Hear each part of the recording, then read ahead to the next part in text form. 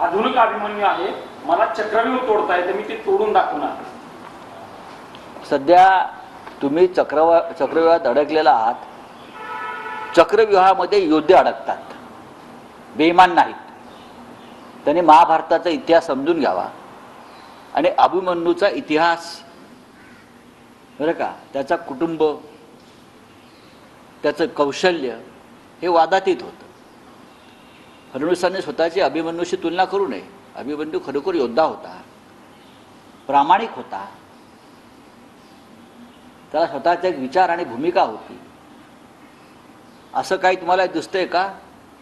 फडणवीसांपाशी हातामध्ये खोटे रिव्हॉल्वर घेऊन पोस्टर लावले स्वतःचे सिंगम म्हणून ते अभिमन्यू होत नाहीत.